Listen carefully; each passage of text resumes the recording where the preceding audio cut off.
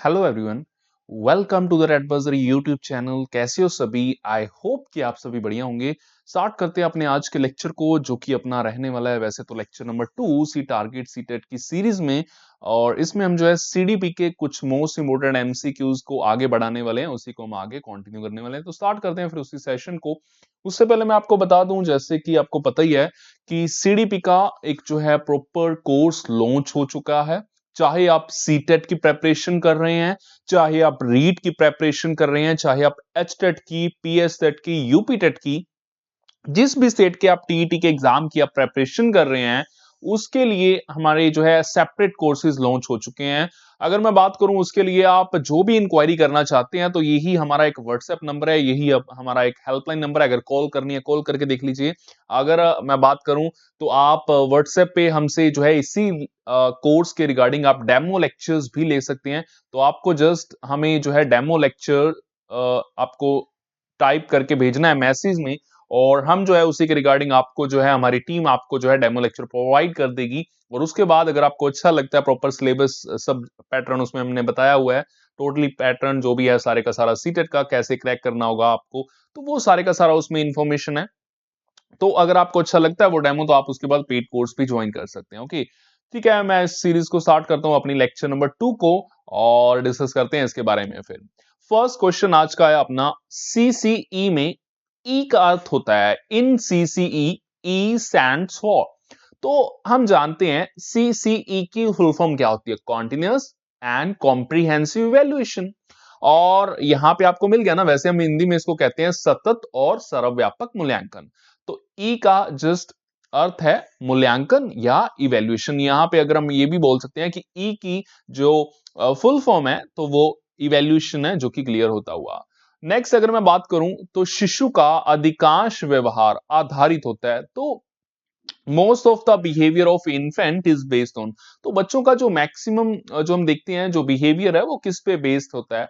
First option है मूल प्रवृत्ति या बेसिक इंस्टिंक्ट, सेकंड है मोरालिटी, थर्ड है रियलिटी, या फिर लास्ट है अटेंशन। देखो प्याजे इस बात पे काफी फोकस करते थे, और उसी पे हम भी करने वाले हैं। प्याजे ने ये बात बताई हुई थी हमको कि बच्चों का जो स्टार्टिंग का बिहेवियर होता है वो मूल प्रवृत्तियों पे, बेसिक इंस्टिंक्ट्स पे निर्भर करता है।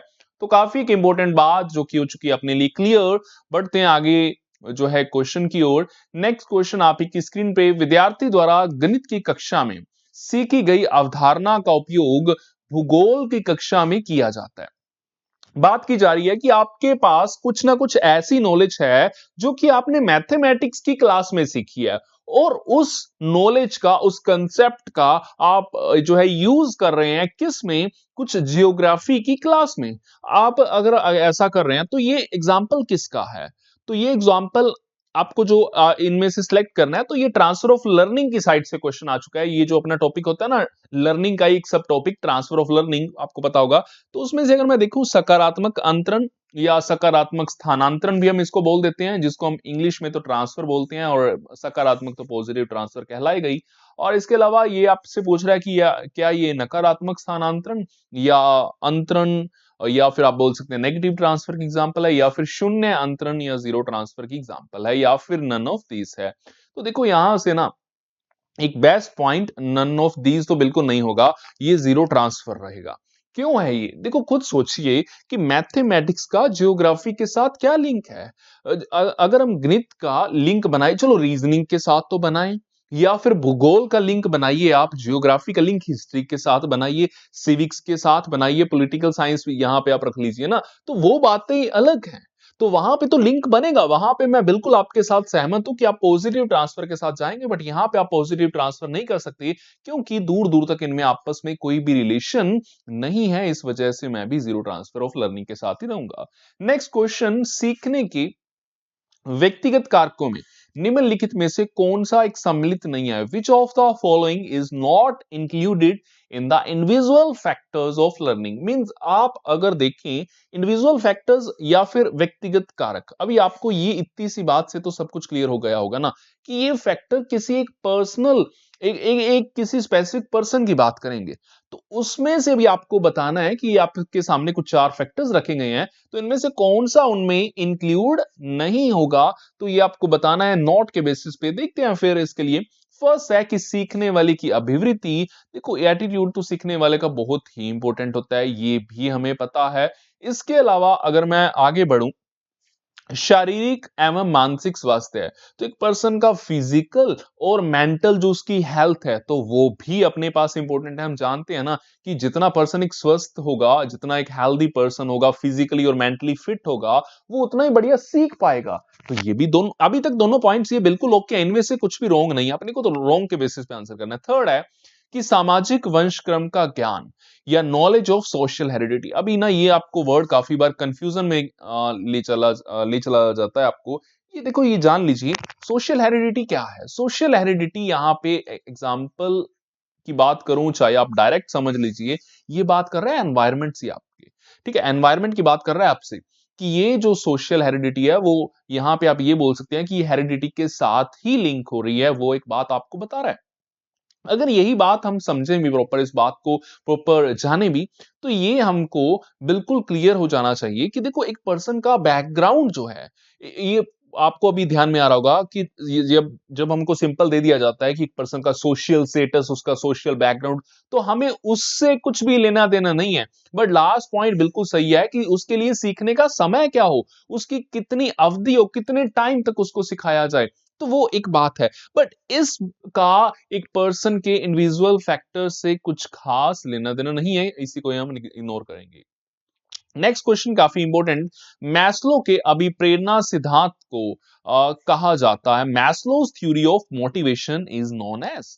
तो आपने अभी इसके लिए आंसर करना है, तो फर्स्ट ऑप्शन है आवश्यकता का सिद्धांत, सेकंड है शारीरिक फिजियोलॉजिकल मींस थ्योरी है या सिद्धांत है, या फिर दृढ़ इच्छा का सिद्धांत है, या शक्ति सिद्धांत है। इसमें से एक बेस्ट ऑप्शन है आवश्यकता का सिद्धांत। हमें पता है अब्राहम मैस्लो ने हायरार्की ऑफ नीड्स दी हुई है, एंड टोटल 5 नीड्स होने की बात की है, काफी इंपॉर्टेंट पॉइंट। हालांकि फिजियोलॉजिकल नीड्स उसका एक जरूर से पार्ट है, बट उसकी थ्योरी का नेम फिजियोलॉजिकल थ्योरी नहीं है। तो ये काफी इंपॉर्टेंट बात अपनी डिस्कस होती हुई। नेक्स्ट क्वेश्चन आप ही के सामने, 6 क्वेश्चन आप ही की स्क्रीन पे अभी इसी के रिगार्डिंग देखते हैं। तो निम्नलिखित में से कौन सा जो कथन है भाषा और विचार के बारे में जो है प्याजे और वाइगोस्की के दृष्टिकोण का सही से वर्णन करता है? Which of the following statement correctly describes Piaget and Vygotsky's view of language and thought? तो अभी हम समझेंगे। देखो हमको ये पता है कि प्याजे और वाइगोस्की एक दूसरे से ऑपोजिट थे, अगर हम बात करें, जब हम ओपिनियन की बात कर रहे हैं लैंग्वेज और थॉट्स के लिए। अभी इसके रिगार्डिंग मैं आपको एक छोटी सी एक्सप्लेनेशन भी देना चाहूं, तो वो क्या है। अगर मैं बात करूं सबसे पहले प्याजे की, ये बात अपनी प्रॉपर नोट करके रख लीजिएगा।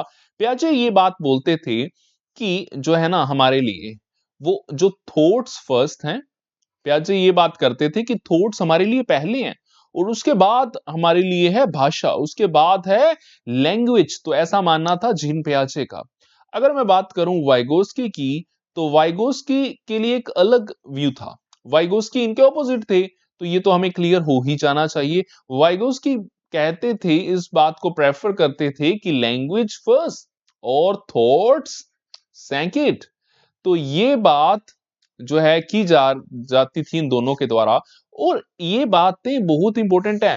अलग अलग टाइप से इनके लिए क्वेश्चन निकाले गए हैं प्रीवियस ईयर्स में से। तो ये अभी आपको कोई भी कंफ्यूजन नहीं रहनी चाहिए, और इसके बेसिस पे अभी आप इस क्वेश्चन का आंसर भी कर पाएंगे, कि जिसके बेसिस पे आपको बताना था कि कौन क्या आंसर कर सकता है।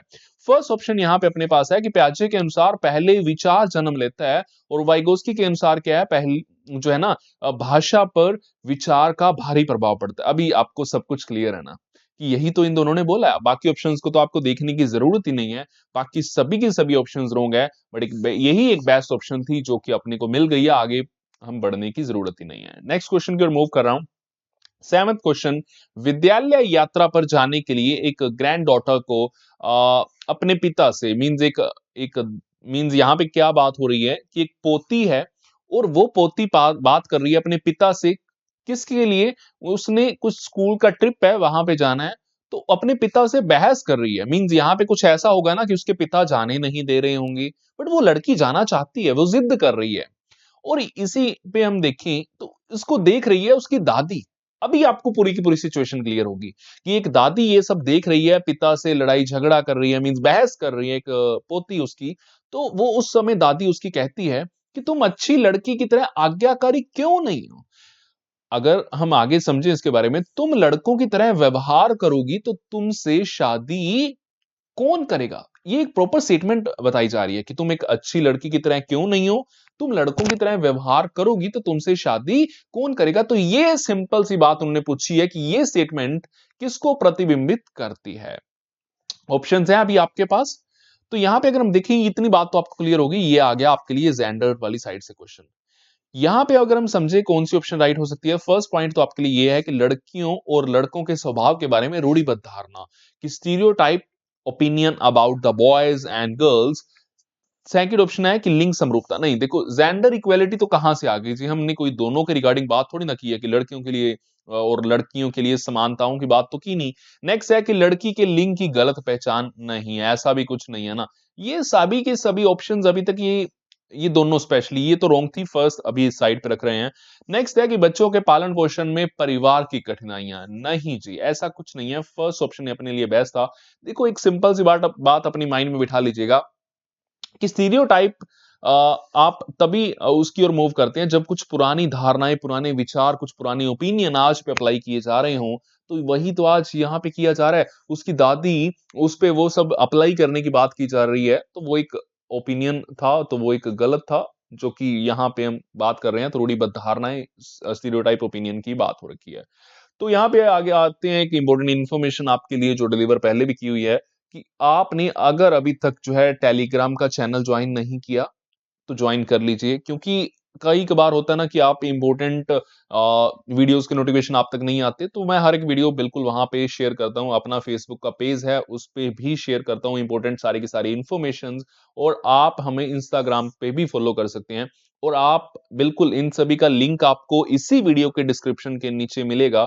और जरूरी नहीं है इसी वीडियो, किसी भी वीडियो के जो है डिस्क्रिप्शन के नीचे इन सभी का लिंक रहता है। तो आप बिल्कुल इनको जरूर से ज्वाइन कीजिए, इंपॉर्टेंट अपडेट्स आपको इनके वाया मिलती रहेंगी। और भी कुछ इंपॉर्टेंट इन्फॉर्मेशन वो सब मैं इसी पे शेयर करता हूँ। नेक्स्ट है वाइगोस्की थ्योरी इम्प्लाइज। और वाइगोस्की की थ्योरी जो है इम्प्लाइज करती है, तो अगर हम जाने तो child will learn best in the company of children having IQ less than his और हर ओन। ठीक है। तो या फिर बात कर, देखो ये बात तो बिल्कुल एक प्रॉब्लम खड़ी कर देगी ना, कि वाइगोस्की ये बात कभी नहीं चाहेंगे कि बच्चा वहां पे बेस्ट सीख सकता है, उनकी कंपनी में बेस्ट सीख सकता है, कि जिसका आईक्यू ही उस बच्चे के आईक्यू से कम है। तो ये कहां से एक सही बात हुई। आईक्यू जिसका कम होगा तो वो फिर जरूरी थोड़ी ना है कि वो एक एमक्यू पर्सन हो सकता है, तो ये बात रोंग हो जाएगी।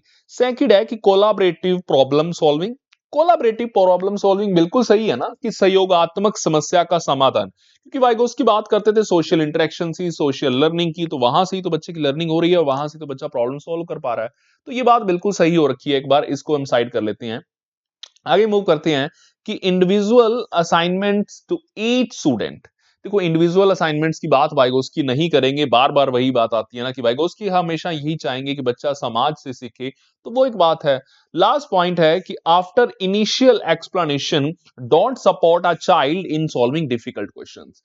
देखो अभी क्या बात कर रहे हैं कि आप स्टार्टिंग में तो बच्चों को सपोर्ट दीजिए, कि आप जब उनको जो स्टार्टिंग में तो आप एक्सप्लेनेशन दे रहे हैं, कुछ स्कैफ फोल्डिंग दे रहे हैं, बट बाद में आप कुछ डिफिकल्ट प्रश्न आ जाते हैं ना, तो उसके लिए आप बिल्कुल भी सपोर्ट ना दीजिए। तो ये भी गलत था, ये भी गलत था, ये ऑप्शन बिल्कुल एक जो है राइट ऑप्शन थी, जो कि अपने को एक राइट आंसर के रूप में मिल चुकी है।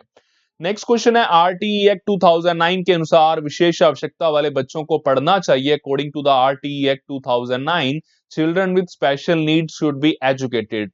तो इसके लिए हम अगर हम बात करें आरटीई एक्ट 2009 के लिए, यहाँ पे अगर हम बात करें तो एक काफी एक इंपॉर्टेंट क्वेश्चन अपने लिए यहाँ पे। तो इसके लिए आपको ऑप्शन एक सिलेक्ट करनी है, जो कि एक बेस्ट ऑप्शन होगी इसमें से।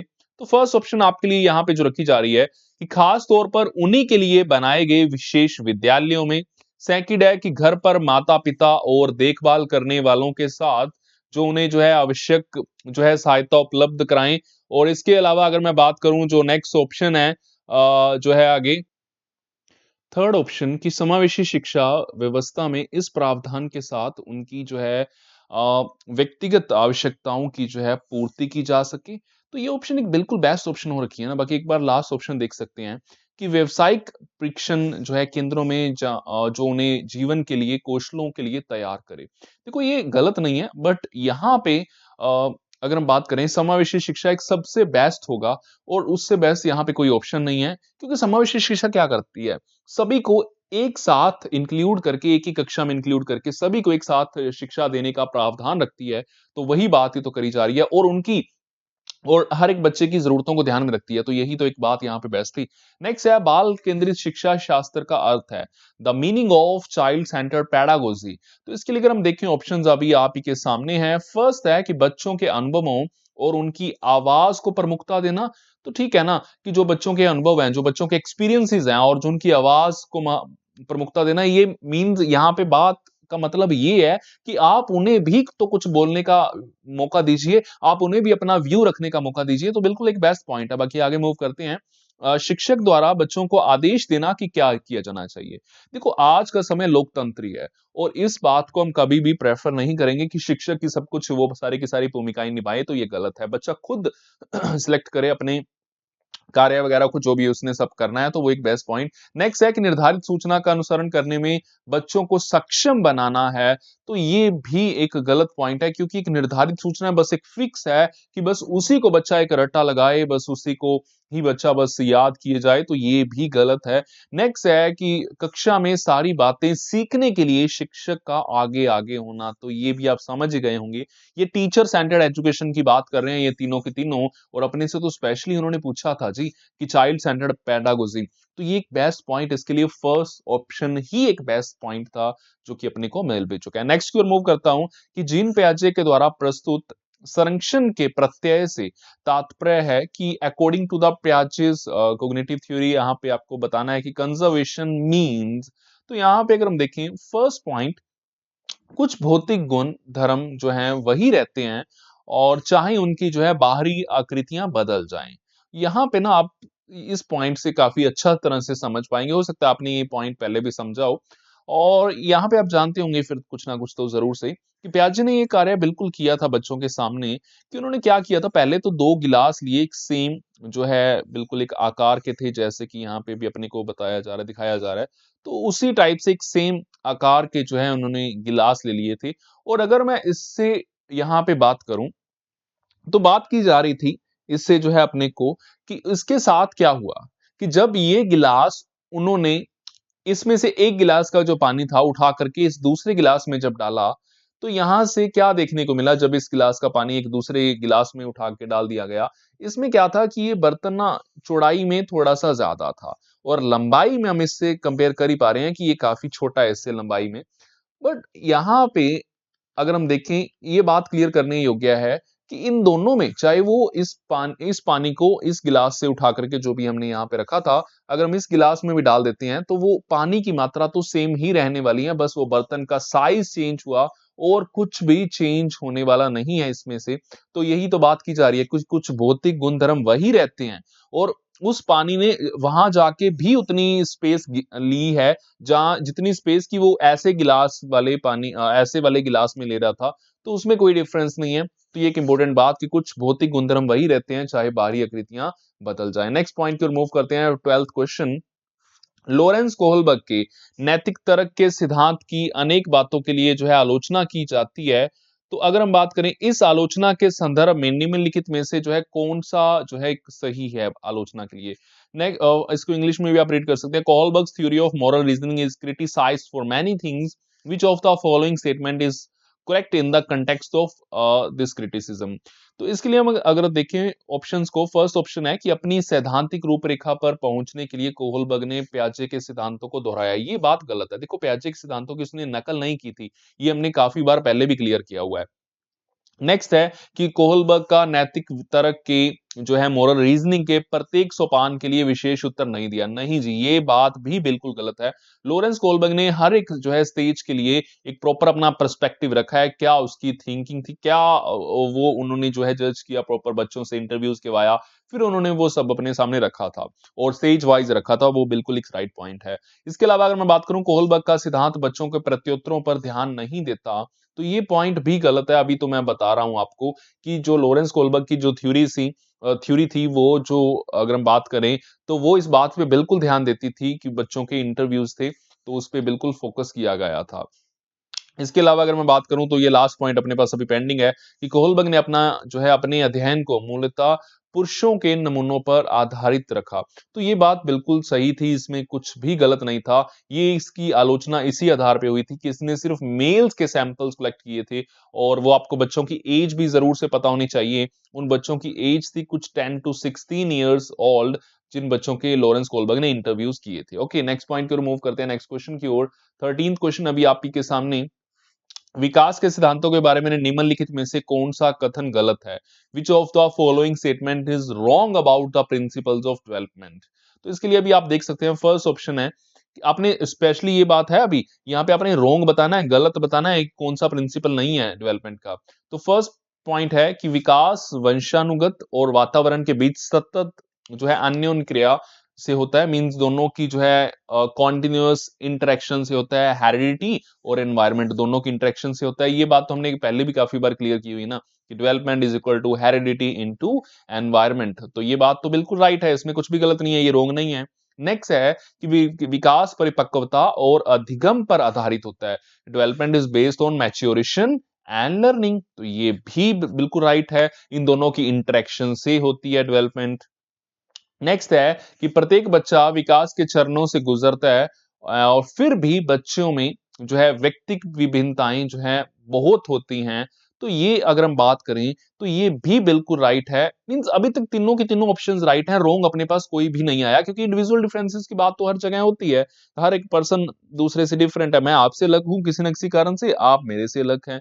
तो वो और उसके पीछे रीजन क्या है, एच इंटू ई। तो ये भी बात काफी इंपॉर्टेंट। तो ये लास्ट अभी अपने पास पेंडिंग है, इसी को रीड कर लेते हैं कि विकास एक परिमाणात्मक प्रक्रिया। अभी देखो यहां भी तो प्रॉब्लम है कि विकास एक परिमाणात्मक प्रक्रिया नहीं, ओनली परिमाणात्मक नहीं है ना, कि जिसका ठीक ठीक आप मापन कर सकते हैं या मापन हो सकता है कि development is a quantitative process that can be precisely measured. तो ये एक प्रॉब्लम है कि हम इसको एक्यूरेटली मेजर नहीं कर सकते, मींस अपने को एक रॉन्ग आंसर करना था तो अभी अपने को एक क्वेश्चन का रॉन्ग आंसर मिल भी चुका है, क्योंकि हमें ये बात पता है कि डेवलपमेंट इज जो है क्वांटिटेटिव एंड क्वालिटेटिव। तो ये बोथ है ना, कि development is both quantitative and qualitative process, क्योंकि जो विकास के जो भिन्न भिन्न एस्पेक्ट्स हम कुछ को तो माप कर सकते हैं, पर हर एक प्रकार का जो है उसका जो है मापन हो पाना संभव नहीं है। नेक्स्ट क्वेश्चन की ओर मूव करते हैं।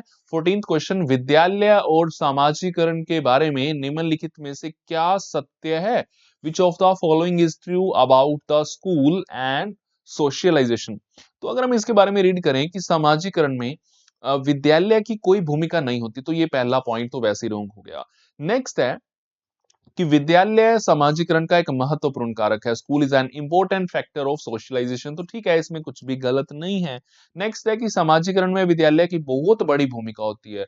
तो ये अगर हम बात करें, बहुत बड़ी भूमिका होना ये कोई जरूरी नहीं है। हर एक की लाइफ में ये डिपेंड करता है, पर्सन टू पर्सन वेरी करता है। तो आप इसको हर एक पे अप्लाई कर रहे हैं तो काफी आप ये जो है आप अगर हम बात करें तो ये गलत कर रहे हैं। नेक्स्ट है कि विद्यालय समाजीकरण का पहला मुख्य कारक नहीं, देखो सोशलाइजेशन का जो प्राइमरी फैक्टर होता है वो फैमिली होती है, ना कि स्कूल होता है। तो राइट आंसर भी आपको मिल चुका है, सेकंड ऑप्शन बिल्कुल एक right answer. 15th question is on your screen. प्राथमिक विद्यालय के बच्चे उस वातावरण में सबसे प्रभावी ढंग से सीखेंगे। Primary school children will learn most effectively in that environment. First है कि जहां अभी मेन पॉइंट आपको इसी पे फोकस करना है कि आपके पास जो स्टूडेंट्स हैं वो प्राइमरी स्कूल के हैं। तो फर्स्ट ऑप्शन यहाँ पे कि प्राइमरी शिक्षक अधिकार एकाधिकारवादी हैं। यहाँ पे बात देखिए, यहाँ पे क्या हो रखी है, मींस अथॉरिटेरियन है, मींस उन्हीं की चलेगी, वो सत्तावादी बिल्कुल गलत है यहाँ पे। मीन्स जो स्पष्ट आदेश देते हैं कि क्या किया जाना चाहिए, तो ये तो वैसे ही रोंग हो जाएगा ना, आज की एजुकेशन सिस्टम बिल्कुल ऐसी नहीं है। नेक्स्ट, जहां मूल रूप से पढ़ने लिखने और गणित की जो है मैथमेटिक्स की कुछ कोग्निटिव जो है स्किल्स पर ही ध्यान दिया जाता है, संज्ञानात्मक कुशलताओं पर ही ध्यान दिया जाता है और उसी पे बल दिया जाता है, तो ये भी गलत है कि आप सारे का सारा फोकस केवल पढ़ने लिखने और मैथमेटिक्स पे जो है आप लगा रहे हैं। नेक्स्ट है कि जहां शिक्षक सारे अधिगमों में आगे होता है, यहाँ पे फिर से वही प्रॉब्लम कि टीचर आगे आगे रहेगा, मीन स्टूडेंट पीछे पीछे, तो टीचर की चलेगी, तो वो भी गलत है। लास्ट है कि जहां उनकी संवेगात्मक आवश्यकताओं की पूर्ति होती है और वे अनुभव करते हैं कि वे महत्वपूर्ण है, बिल्कुल राइट पॉइंट है जी, जहां पे स्टूडेंट्स को इंपॉर्टेंस दी जाती है, उनकी भी सुनी जाती है, तो ये बिल्कुल एक बेस्ट पॉइंट, ये ऑप्शन बिल्कुल एक राइट ऑप्शन। बाकी आपको पता है कि आपने जो भी है सीडीपी का, अगर किसी ने एक डिटेल्ड कोर्स अगर किसी ने प्रॉपर ज्वाइन करना हो, जो कि कंप्लीट सीडीपी का एक कोर्स है, वो चाहे आप सीटेट, रीट, एचटेट, पीएससेट या यूपीटेट या किसी भी और अदर सेट की टीईटी के एग्जाम में साइकोलॉजी के सब्जेक्ट की जो है प्रेपरेशन कर रहे हैं, सीडीपी की सेक्शन की प्रिपरेशन कर रहे हैं, तो आप प्रॉपर ज्वाइन कर सकते हैं कोर्स को। अगर आप ज्वाइन करना चाहते हैं, उसके लिए आप पहले डेमो लेक्चर भी ले सकते हैं, इसी नंबर पे व्हाट्सएप पे मैसेज कीजिए सीडीपी डेमो लेक्चर, और मैं आपको बिल्कुल आपके लिए सेंड करूंगा, और या हमारी टीम का कोई ना कोई मेंबर आपको जरूर से सेंड करेगा। और उसके बाद आप सारी की सारी जो फीस डिटेल्स हैं, जो भी आप इंक्वायरी हैं, वो आगे का प्रोसेस आप कर सकते हैं। और बाकी आपको बताया ही है, टेलीग्राम का चैनल ज्वाइन कीजिए, फेसबुक पेज लाइक कीजिए और इंस्टाग्राम पे फॉलो कर लीजिए, ताकि आपको proper updates time by time मिलती रहें। तो बिल्कुल जो आज के न्यू व्यूअर्स हैं, चैनल को जरूर से सब्सक्राइब करके जाएंगे फॉर अपकमिंग वैल्यूएबल क्लासेस। और वीडियो तो बढ़िया लगी होगी, तो लाइक एंड शेयर भी जरूर से करिएगा। ओके जी, बाय बाय, मिलते रहेंगे कुछ ऐसी और वैल्यूएबल वीडियोस के साथ। Bye bye.